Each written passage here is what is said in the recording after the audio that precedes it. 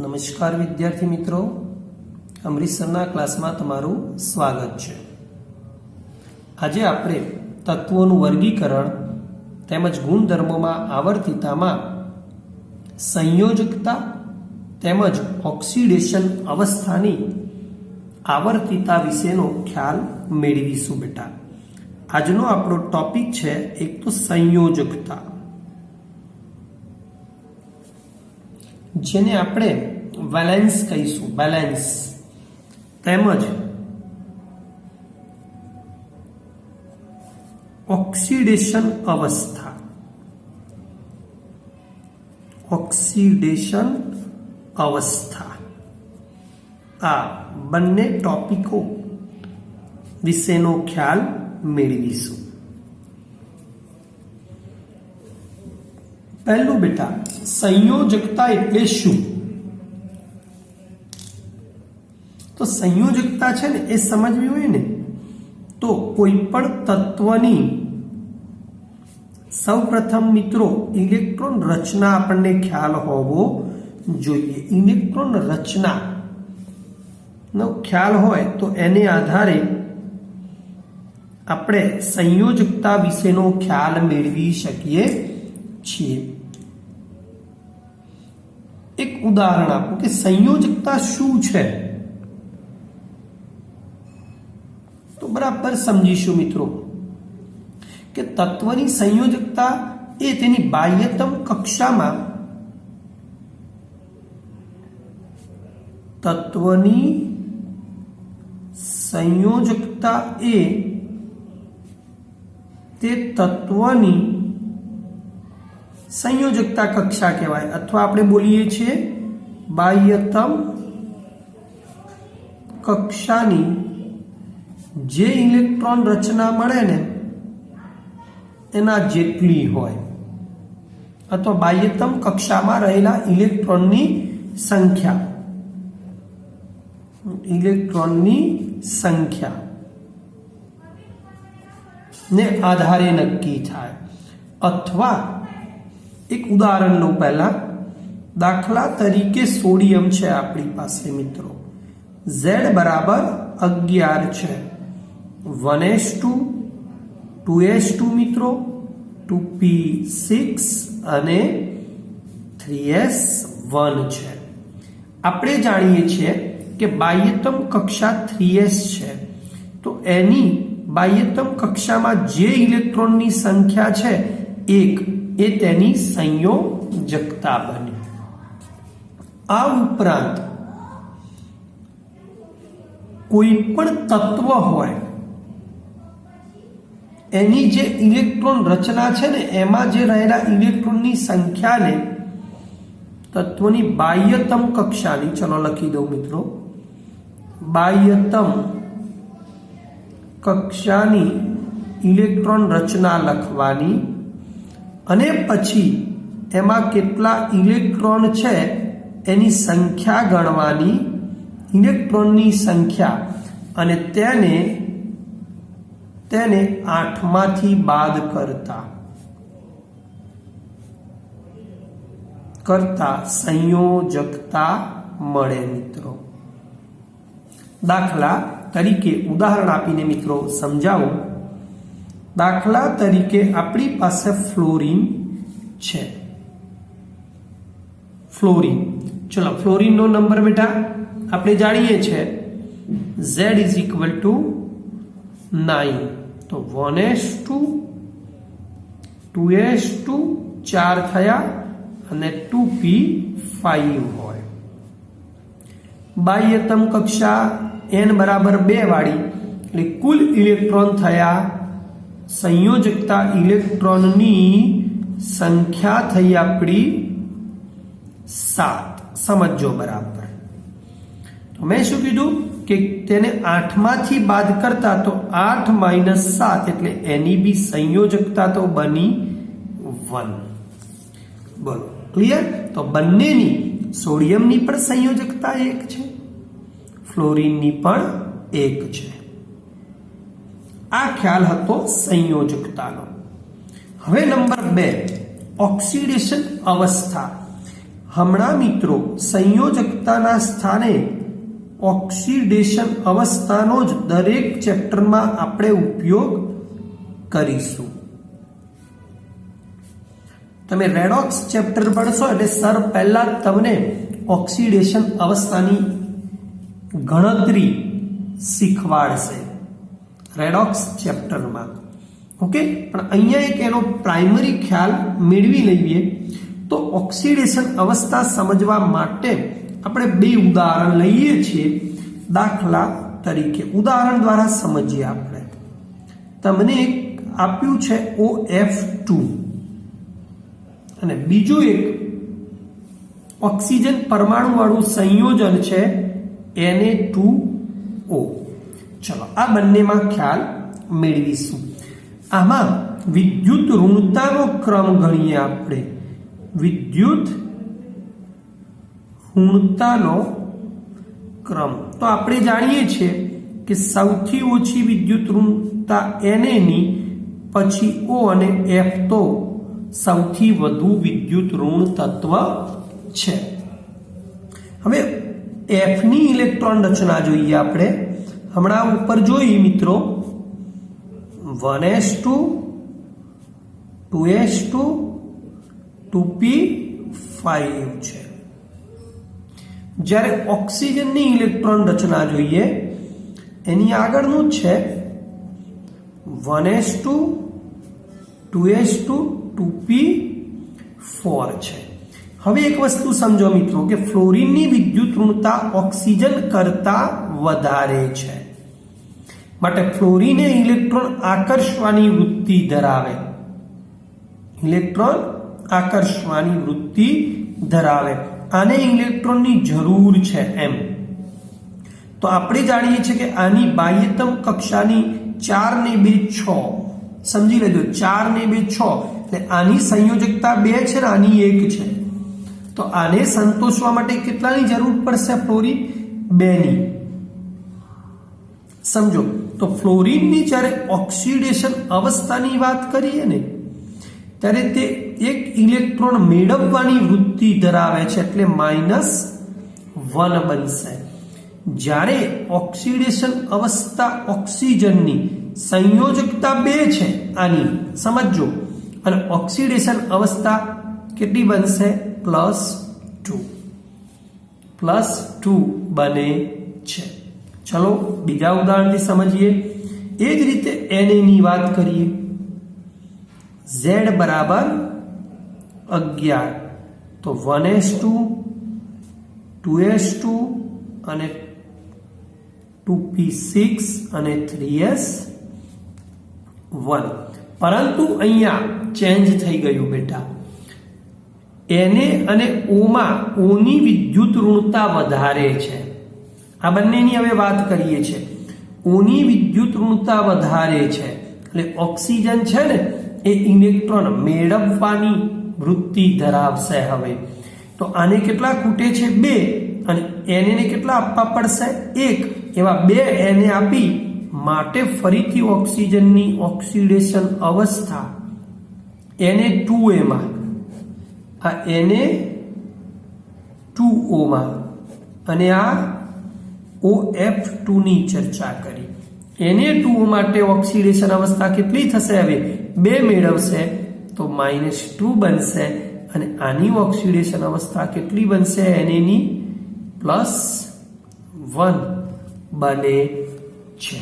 બોલો, ક્લિયર એકદમ? બીજી વાત હવે એક સરસ મજાના ઉદાહરણ દ્વારા તમને સમજાવું બેટા કે ઓક્સિડેશન અવસ્થા અને સંયોજકતા શું છે. બહુ સરસ મજાનું ઉદાહરણ છે, ધ્યાન આપીશું. તમને એમ કીધું છે બેટા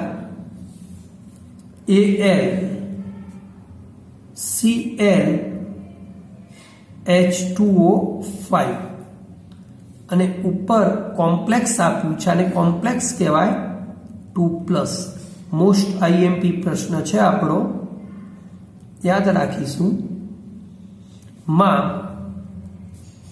એલ્યુમિનિયમની ઓક્સિડેશન અવસ્થા તેમજ સંયોજકતા જણાવો. સંયોજકતા જણાવો. બંને શોધવા છે આપણે. ચલો બરાબર ધ્યાન આપીશું. ઓક્સિડેશન અવસ્થા Al ની શોધવી છે. તો જુઓ, Al ની શોધવી છે, એની જોડે છે એક Cl પ્લસ એની જોડે છે 5H2O અને ઉપર જેટલો વીજભાર હોય એ +2 છે. ચલો Al ની આપણે ઓક્સિડેશન અવસ્થા શોધવી. Cl નો -1 પ્લસ H2O એ તટસ્થ અણુ ગણાય છે ઇઝ ઇક્વલ ટુ +2. હવે તમને એમ થાય કે H2O તટસ્થ કેવી રીતે? તો 12 સાયન્સમાં સવર્ગ સંયોજનોમાં આ ઓક્સિડેશન અવસ્થા શોધવાની મેથડ ફરીવાર ખૂબ જ ડીપલી અભ્યાસ કરીશું. ગહનપૂર્વક એનો અભ્યાસ કરીશું મિત્રો. 5 અને 0 એટલે 0 -1 પેલી બાજુ ગયા એટલે એલ્યુમિનિયમની મિત્રો ઓક્સિડેશન અવસ્થા તમારી થઈ +3. તો અહીંયા ઓક્સિડેશન અવસ્થા થઈ +3. હવે સંયોજકતા, તો એલ્યુમિનિયમ સાથે Cl1 અને H2O 5 ટોટલી 6 પરમાણુઓ જોડાયેલા છે, માટે એની સંયોજકતા થઈ 6. બોલો, ક્લિયર એકદમ? ચલો એક એક્સ્ટ્રા બીજું ઉદાહરણ લઈને મિત્રોને સમજાવું. હવે એક ઉદાહરણ લઉં છું. K3FeCN6 માં Fe ની બેટા પહેલા જોઈશું ઓક્સિડેશન અવસ્થા અને પછી જોઈશું એની સંયોજકતા. ચલો K3FeCN6 માં આ 3 ઉપર જતો રહે તો આપણને કેવું કોમ્પ્લેક્સ આયન મળે? FeCN6 ઉપર 3 માઇનસ મળે. ધ્યાન આપીશું. Fe ની ઓક્સિડેશન અવસ્થા ગણવી છે તો એક Fe છે, 6 Cn છે ઇઝ ઇક્વલ ટુ -3. Cn નો વીજભાર -1 હોય બેટા. Therefore Fe is equal to 6 -1 એટલે -6. આ બાજુ આવે એટલે +6, એમાંથી 3 ગયા એટલે +3. તો ઓક્સિડેશન અવસ્થા આવી +3. ચલો Fe સાથે Cn કેટલા જોડાયા? 6. તો એની સંયોજકતા થઈ 6. ક્લિયર મિત્રો? ચલો મિત્રો હવે ભણીશું દ્વિતીય આવર્તના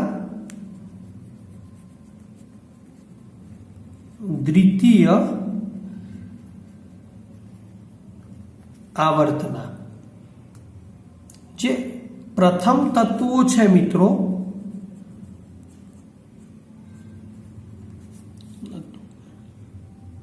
એના અનિયમિત ગુણધર્મોની ચર્ચા કરવી છે.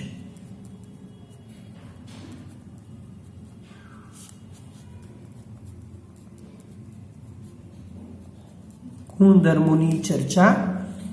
દ્વિતીય આવર્તના પ્રથમ તત્વો છે ને અનિયમિત ગુણધર્મો મીન્સ ઇનોમેલસ પ્રોપર્ટીઝની આપણે ચર્ચા કરવી છે. બહુ મહત્વની બાબત છે, ખાસ સમજીશું બેટા કે દ્વિતીય આવર્તના જે પ્રથમ તત્વો છે, જરા હું લખીશ, બીજા આવર્તના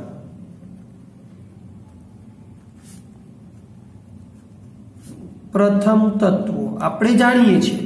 બીજા આવર્તમાં પહેલું કયું આવે બેટા?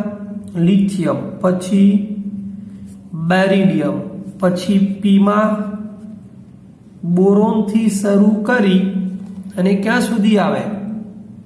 ફ્લોરિન, અને છેલ્લું નિયોન આવે. આ આપણે જાણીએ છીએ. તો સમૂહના આ પ્રથમ તત્વો છે ને એ સમૂહના, સમજી લેજો, સમૂહના પ્રથમ તત્વ, બીજા આવર્તના સમૂહનું પ્રથમ તત્વ, એમ આવર્ત બીજો છે એનું પ્રથમ તત્વ એ તે સમૂહના અન્ય તત્વો. જસ્ટ લિથિયમ પછી કયું આવે? સોડિયમ આવે, પછી પોટેશિયમ, રૂબિડિયમ, એમ. બેરિલિયમ પછી કયું આવે? મેગ્નેશિયમ. બોરોન પછી કયું આવે? એલ્યુમિનિયમ, એમ. સમૂહના આ જે આવર્ત બીજો છે એનું દરેકનું પ્રથમ તત્વ, આખા આ સમૂહના પ્રથમ તત્વો કરતા કેટલીક બાબતોમાં અલગ પડે છે. તો આ અલગ પડવાનું મુખ્યત્વે રીઝન બરાબર મગજમાં નાખી રાખશો. 4 રીઝન છે, ખાસ પરીક્ષામાં પૂછાય છે.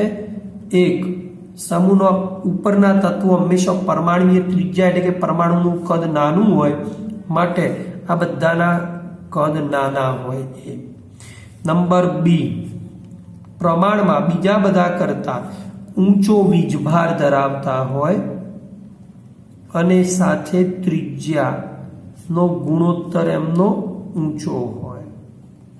મીન્સ વીજભાર અપોન ત્રિજ્યાનો ગુણોત્તર ઊંચો હોય બેટા. નંબર સી, વધુ વિદ્યુત ઋણતા ધરાવતા હોય. આપણે જાણીએ છીએ કે સમૂહમાં ઉપરથી નીચેની તરફ જઈએ તેમ વિદ્યુત ઋણતા ઘટે છે, માટે પહેલું તત્વ હંમેશા વધુ વિદ્યુત ઋણ હોય. તો વધુ વિદ્યુત ઋણતા ધરાવતા હોય. અને ડી કક્ષકોની અપ્રાપ્યતા. ડી કક્ષકો તેમની પાસે હાજર હોતી નથી. કક્ષકોની અપ્રાપ્યતા. આ 4 ગુણધર્મો 12માં પણ એસ અને પી બ્લોકમાં ભણીશું. બધે જે સમૂહનો અભ્યાસ કરવાનો આવશે ને એમાં પ્રથમ આ 4 કારણોના લીધે જ બરાબર યાદ રાખશો.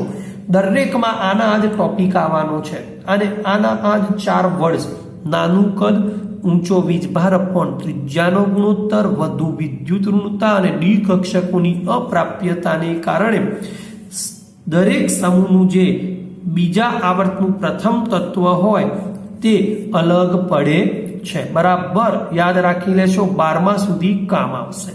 બીજી વાત મિત્રો કે કેવી અલગ પ્રોપર્ટી, તો ધારો કે હું વાત કરું છું લિથિયમ, બેરિલિયમ અને બોરોનની ચર્ચા કરીએ. લિથિયમ પછી સોડિયમ આવે, આપણે જાણીએ છીએ.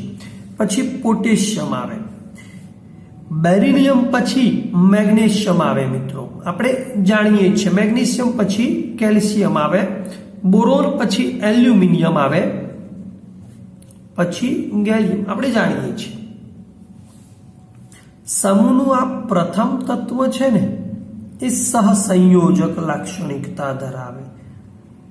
જ્યારે નીચે જાવ ને તેમ આયોનિક લાક્ષણિકતા બનતી જાય,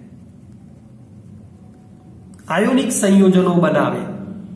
અહીંયા સહસંયોજક હોય તો સમૂહનું આ તત્વ છે ને એ બીજા સમૂહના આ તત્વ જોડે લાક્ષણિકતા ધરાવતું હોય, સમાન ગુણધર્મો ધરાવતું હોય. તો લિથિયમ એ બરાબર યાદ રાખીશું મેગ્નેશિયમ સાથે તથા બેરિલિયમ એ એલ્યુમિનિયમ સાથે, બેરિલિયમ એ એલ્યુમિનિયમ સાથે.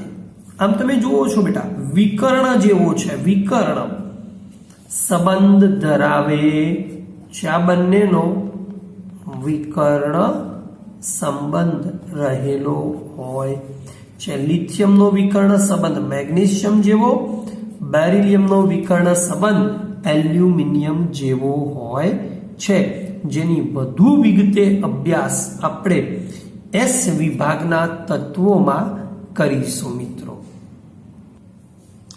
ચલો મિત્રો, હવે અભ્યાસ કરીશું રાસાયણિક પ્રતિક્રિયાત્મકતાનો.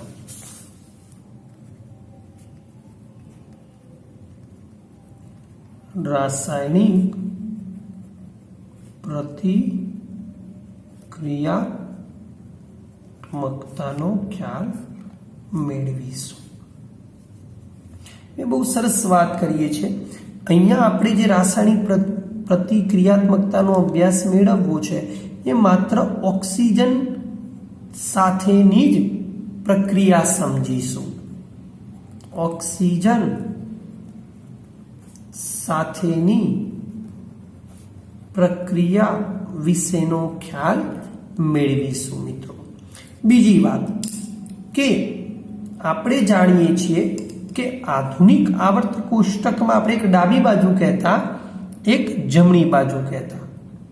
તો ડાબી બાજુના જે તત્વો છે, ડાબી બાજુના તત્વો છે એના જો ઓક્સાઇડ બનાવવામાં આવે તો એ ઓક્સાઇડ હંમેશા બેઝિક હોય છે. બેઝિક હોય છે. દાખલા તરીકે આપણે બનાવીએ છીએ Na સાથે 2O, K સાથે 2O, Mg સાથે O, કેલ્શિયમ સાથે O. આ બધા જ ઓક્સાઇડ સ્વભાવે બેઝિક હોય. હવે કેવી રીતે ખબર પડે કે બેઝિક છે? તો એક ઉદાહરણ લઈને સમજીએ મિત્રો. સપોઝ ફોર તમારે Na2O છે અને પાણીની અંદર ડિઝોલ્વ કરવામાં આવે તો બંને પ્રક્રિયા કરી અને NaOH બનાવે છે. સોડિયમ હાઇડ્રોક્સાઇડ 2 મોલ બનાવે છે. અહીંયા NaOH છે એની લિટમસ કસોટી કરો એટલે આપણને ઓટોમેટિક ખબર પડી જાય કે આ સ્વભાવે બેઝિક છે. અને NaOH બન્યો એટલે આપણે સમજી શકીએ બેઝિક છે. તો યાદ રાખીશું, ડાબી બાજુના જે તત્વો છે એના ઓક્સાઇડ હંમેશા બેઝિક હોય. નંબર 2, જમણી બાજુના તત્વોની વાત કરવી છે. જમણી બાજુના આધુનિક આવર્ત કોષ્ટકમાં જમણી બાજુના તત્વો હોય અને એના જો ઓક્સાઇડ બનાવવામાં આવે તો ઓક્સાઇડ હંમેશા એસિડિક હોય. એસિડિક હોય છે. દાખલા તરીકે મિત્રો ક્લોરીનની વાત કરીએ છીએ તો Cl2O7 છે. ચલો સલ્ફરની વાત કરીએ. ચલો એક નાનો બીજો લઈએ, કાર્બન ડાયોક્સાઇડની વાત કરીએ વગેરે. આ બધા જ સ્વભાવે એસિડિક હોય છે. એમને બી ઉદાહરણ દ્વારા સમજીએ. ચલો તો Cl2O7 ને પાણીની અંદર ડિઝોલ્વ અથવા ઓગાળવામાં આવે તો આપણને શું મળે છે? HClO4 આપે. ટ્વાઇસ મોલ Cl2 છે માટે HClO4 HClO4 હાઇડ્રોજનનો ક્લોરીન સાથેનો સંયોજન છે બેટા. ઓકે, તો HClO4 મળ્યો તમને. આ સ્વભાવે એસિડિક છે. લિટમસ કસોટી વડે સમજી શકાય. પરંતુ હવે જે કહેવા જઈ રહ્યો છું ને તે યાદ રાખશો મિત્રો કે આધુનિક આવર્ત કોષ્ટકમાં મધ્યમાં રહેલા તત્વના ઓક્સાઇડ, મધ્યમાં રહેલા તત્વોના જે ઓક્સાઇડ છે ને એ ઉભય ગુણધર્મી હોય છે. ઉભય ગુણધર્મી હોય છે. હવે એક પ્રશ્ન થાય કે મિત્રો ઉભય ગુણધર્મી ઓક્સાઇડ એટલે શું? તો બીજ સાથે પ્રક્રિયા કરે ને ત્યારે તે એસિડિક તરીકે વર્તે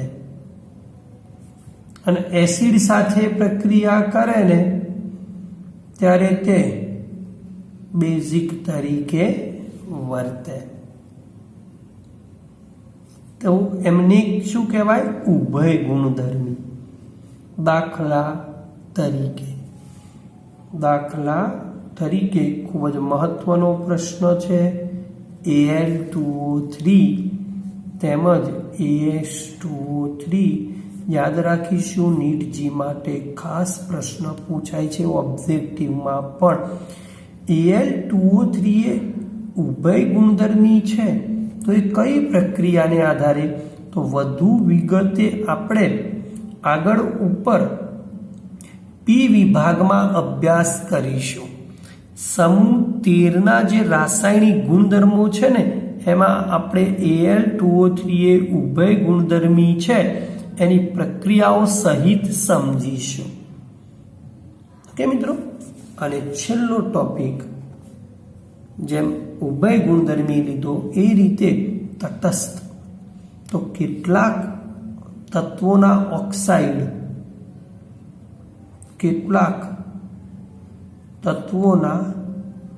ઓક્સાઇડ એવા છે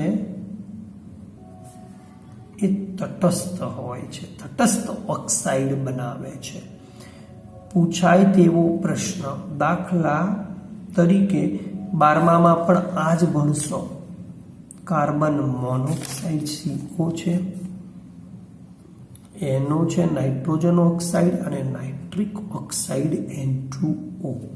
બરાબર યાદ રાખીશું.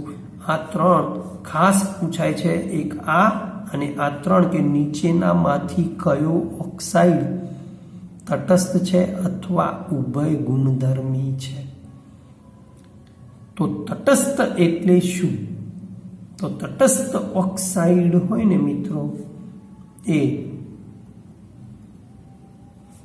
એસિડ, સમજી લેજો બરાબર, મીન્સ એસિડિક કે બેઝિક તરીકે વર્તતા નથી. તો આવા ઓક્સાઇડને તટસ્થ ઓક્સાઇડ તરીકે ઓળખવામાં આવે છે. આ મોસ્ટ IMP એક આ CO, NO, N2O તેમજ એક આ બેટા most IMP Al2O3 aluminium oxide એ ઉભય ગુણધર્મી છે. આપણી નોંધ પોથીમાં લખી રાખીશું. અહીંયા આપણે તત્વોનું વર્ગીકરણ તેમજ ગુણધર્મોમાં આવર્તિતાનું ચેપ્ટર પૂર્ણ કરીએ છીએ. નેક્સ્ટ નવા ક્લાસમાં મળીએ. ત્યાં સુધી અમરીશ સરને રજા આપશો. જય શ્રી કૃષ્ણ.